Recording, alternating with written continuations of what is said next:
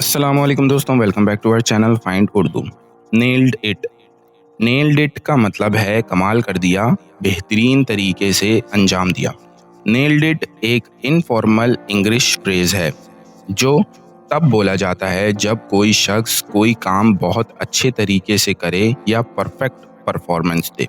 ये लफ्ज़ अक्सर तारीफ करने के लिए यूज़ होता है, जैसे अगर कोई स्टूडेंट टेस्ट में फुल मार्क्स ले आए या कोई सिंगर परफेक्ट गाना गाए तो लोग कहते हैं you nailed it. You nailed it in your presentation today.